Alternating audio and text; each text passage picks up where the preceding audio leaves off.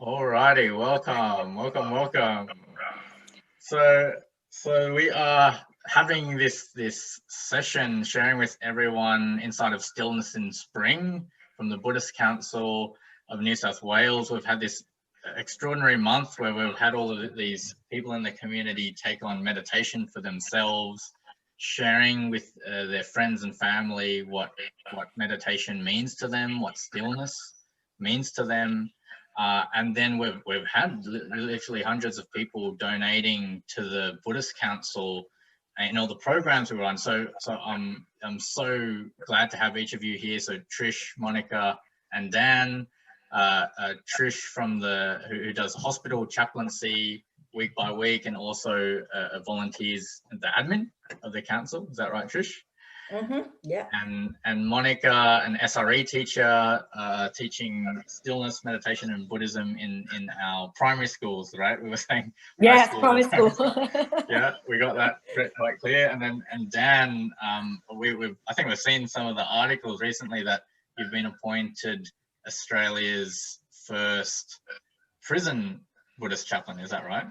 That's exactly right. First Buddhist prison chaplain, based on. Fantastic, so exciting. So look, we're keeping, this casual. The intention is we want to really hear, the whole community has come together, supported the Buddhist Council. These programs that each of you are doing every week, this is the real work of Buddhism, of the Dharma, of people out there, becoming still for themselves, and then that making a difference in their life. So I'd like to start with you, Trish. Would you like to share a bit about what does hospital chaplaincy look like? What are some of the work you do, on a regular basis? As a hospital chaplain, we sort of like, providing spiritual care, with helping people accept their stillness and clarity and love existing in their heart. So we help them in that sense. So to be able to draw that out from the people in a place of,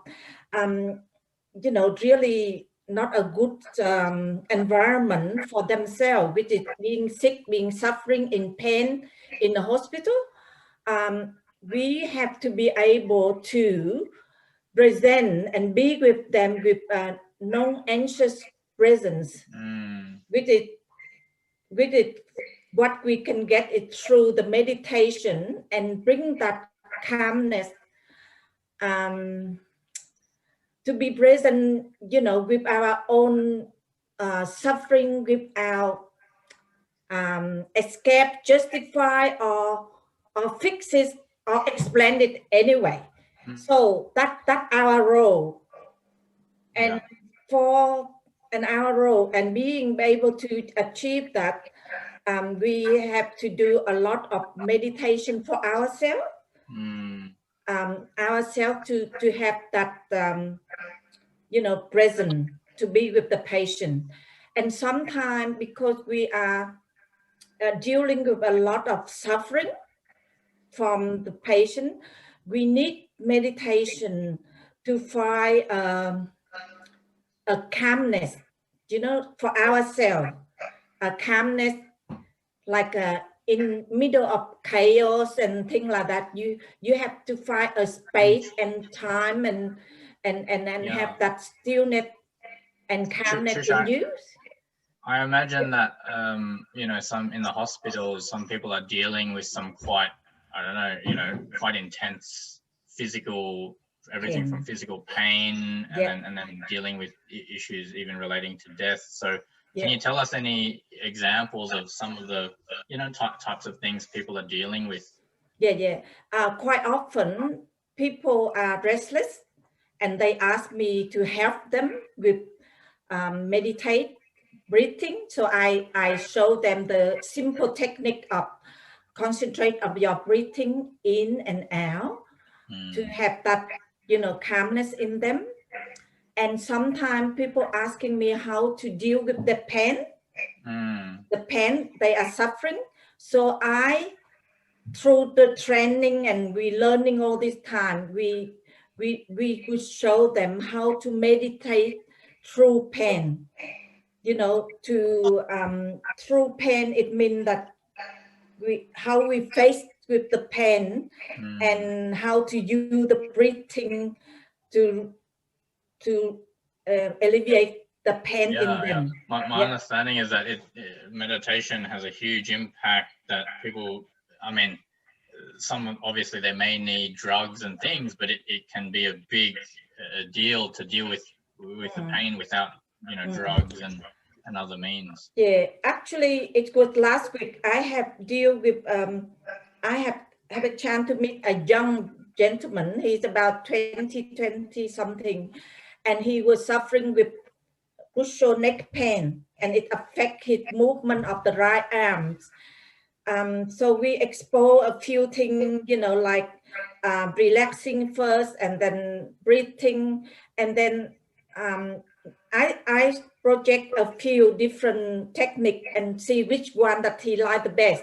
At the end, he said he wanted the one that he chosen was I show him to how to relate his breathing in and out, and think that a hand of his mom, a mother, stroke in that part of his neck.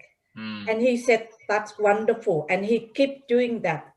So for every circumstances, it's different, you know, so we have to find which one is suit for each person the best way.